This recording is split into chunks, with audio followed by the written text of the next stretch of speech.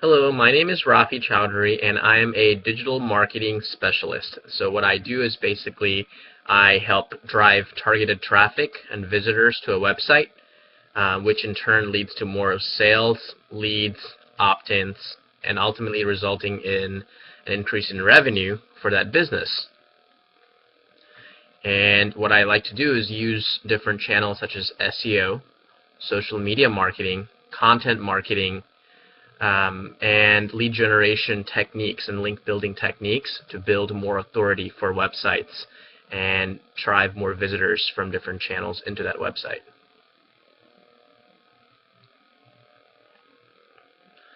The most important elements for an SEO campaign that a client needs to be aware of is, first you have to understand where are your customers, who are your customers, right? If you don't understand the buyer persona, you won't understand how to target them. You won't know where to go for or what to do for your SEO campaign. So understanding where your customers are, who they are, what their life is like, where are they hanging out, what platform are they on, right? What's the best way to reach them? What's the best channel to reach them is the first component of SEO that a client has to understand. Now once you establish that, you work to figure out what's the best way that I can reach these customers, right? Is it through content marketing? Are they people that are constantly reading articles, about industry-related articles? Or are they people that are constantly hanging out on Facebook looking at different videos? Is Facebook video ads the best way to maybe reach these people, right? And how can I provide value for these people? So whatever they're searching for, whatever questions they have, how can I provide answers for them, right? Is it through content marketing? Or am I creating videos for them? Am I creating tutorials for them? Am I holding maybe like conventions and meetings and things like that to teach them? Whatever it is, we have to be able to provide some sort of value. That's a very big component. After that, it's all about all the little nitty-gritty technical details of SEO. So on-page optimization, making sure the code within your website is set up in such a way that Google can easily read and index your pages, right? And show that result to an audience or to a visitor who might be looking for answers to a certain question. There's off-page factors, which are basically backlinks pointing to your website. So you can think of backlinks as basically votes on the internet, right? They're kind of like endorsements from high authority figures that point back to your website and say, hey, this website on the is talking about how to I don't know, raise a dog, right? How to feed a dog properly. If other dog-related high-authority websites point back to your website with an anchor text, which is basically a text that says something like how to feed your dog, and then they link that back to your site, you're getting a lot of basically like a vote from the web saying that, hey, this website is legitimate and it talks about it and it provides value to the users. Therefore, Google looks at those ratings and those votes and says, yeah, these guys really do look like they have some good information on their website. Let's show this website to a user for their search query, how to feed a dog, for example.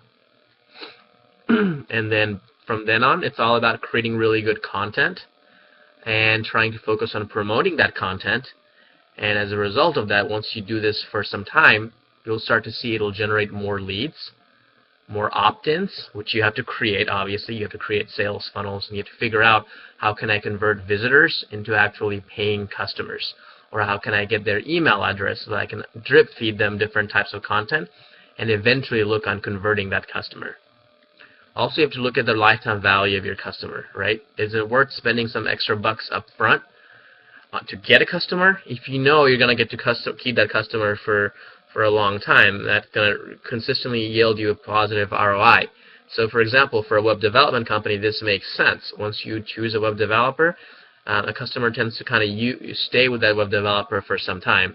So the customer acquisition cost in this case could be a lot higher than, for example, let's say someone who might be offering to sell a product just at one time, right? Maybe a software product.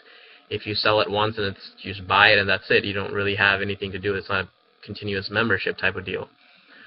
So that could be, that's probably not a good example, but that's one thing to take into account.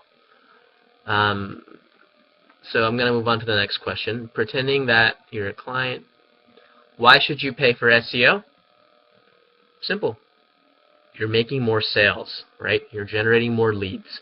You're getting more exposure. People are finding about who you are, what you're doing via the internet. And everyone's using the internet. It doesn't matter what industry you're in. It doesn't matter what it is that you do, what kind of service you provide.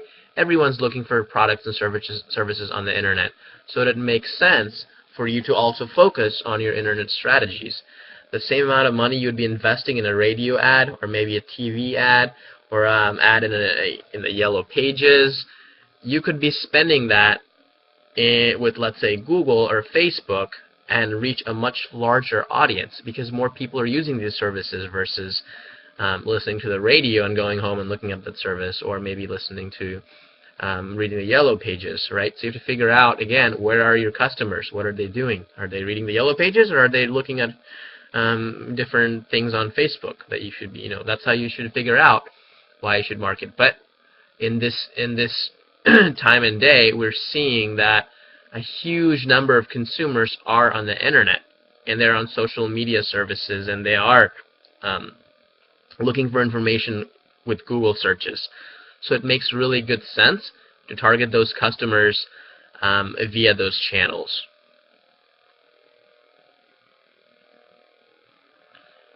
Why do I bill you for hours used? Well, it's just like any other business, right? If you took your computer to get it fixed, you're paying for that number of hours that it takes for that technician to fix your computer. You're also paying for the parts too on top of that. SEO and web marketing, internet marketing, lead generation is the same thing. A lot of man hours actually go into doing these manual outreaches, right? Posting content on LinkedIn, writing the blog posts, doing all the on-page optimization, the web development. Lots of man hours are going into it. So you're essentially paying for the hours that are involved in creating whatever solution you're looking for your web-related technologies, right? So that's, again, you're paying for hours, but you're also paying for the results, because if it's not paying you, getting you any kind of results, then it doesn't make any sense to continue the membership. So you pay for the hours that's needed to do these tasks, which in turn bring you the results that you're looking for as well.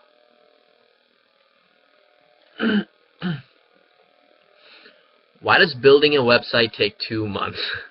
Development takes a long time, no matter who you're using, who you're working with. It does not matter. It takes time. And why is that? Because there's a lot of tweaking and reiterative approach that goes into developing a website. You have to, again, build a website with your customer in mind from step one. Who are my customers? How do I want to walk them through the sales funnel?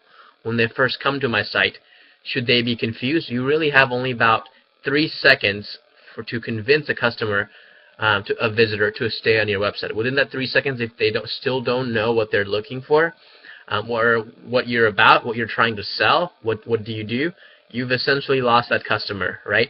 So landing pages should be kept really simple. For example, the marketing website that I'm working on right now, when you come to our homepage, all it'll say is, hey, are you doing your SEO right? Put in your URL below and let me tell you, right? All I'm asking for is just their email and an URL, actually. So that's it. They know exactly what that purpose of that page is. But each page of your website should have a calls to action, which tells the user what to do next, right? So the object or the purpose of the landing page is to get them to basically give you an email and give you their domain name, in my case, right? Once I get their email and domain name, I have a tool that I'm integrating that will basically tell the users certain things that are wrong with their website. But I'm not going to tell them what those things are that's wrong with their website. They're going to have to basically do a manual or do an outreach to me through their contact form on that page and ask me, hey, what is it that's wrong with my website? Then I may reach out to them and say, hey, we looked at your website, we found this, this, and this, and this, and we really do think you should fix these because it's going to, yield in better results, more traffic to your site, more visibility in search engines, more chances of leads and opt-ins, and we're actually able to do these things for you at this cost, right? So if you think about it, it takes a lot of time to figure these things out. You have to do A/B testing. You have to see what's working and what's not working. You have to take into account what is it that the client is wanting done on their service, right? It's not just the best way to maybe target the audience. You also have to understand and take into account what does the client want.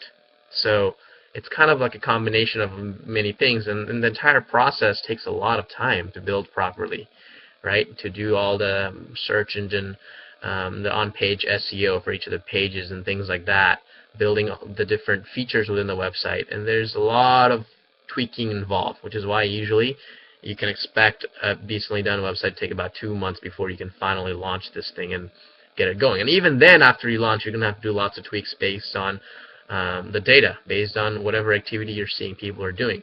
If you see people are coming to your landing page and they're dropping off because they don't know what to do, and your incentive to get their email address or their phone number or their domain name isn't good enough, then you need to tweak and see how can you get them to do that. It's all about testing and trying different methods to see what works and what doesn't work. Why should you pay for custom website design? Because if you wanted a cookie cutter website, you can just do a GoDaddy cookie cutter website deal and just have it out there. The reason you need a custom made website is because your customers are very unique and they have specific needs that you're trying to do. All you're trying to do is basically create a sales funnel with your website, right? From the step one, like I mentioned, what do you want them to do when they first find you using the search engine? When they get to your landing page, what's the next thing you want them to do? Do you want them to give you their email address? Do you want them to give you a call? Do you want them to leave you a comment? Do you want them to try your free tool or service that you're offering on your landing page, right? And you're not going to be able to do these things using, let's say, a ready-made, like a WordPress template that you don't make any, or theme that you don't make any changes to, right? So you may start with an existing platform that's already made that has certain features that you're looking for, but you're still going to have to do some customizing to figure out what is it that you need, that your customers are looking for, that you're looking to provide to them, right? So building a sales funnel isn't something that's a cookie cutter type of thing. It's based on every industry, every niche, and each particular types of customers, and what products and service are you looking to sell. What's the purpose of your website, right? If you start with the why, and then the how, and then the what, the entire process is a lot simpler and it makes a lot more sense. And if you use a very data-driven approach, if you're looking at the analytics, if you're looking at doing some market research to figure out how these customers are interacting with the websites that your competitors are creating, right? How well are they doing? If you take all that into account, you can really build a very nice custom-made website, do some SEO work, some content creation, some lead generation to drive a ton of traffic to it, and you will start to see lots of leads coming from this website. And it's something that's for the long haul. So over time, you're going to start to see more and more and more leads, opt-ins, and things of that nature, more sales coming from your website. So it's an investment for the long haul, not really for anything short-term. You can get short-term results using ads, but those are temporary. As soon as you turn off your Google AdWords, you're not going to show up in Google anymore. Versus SEO, you're going to get to be on page one if you get there for a long time, as long as you keep up your website and continuously create fresh content from it.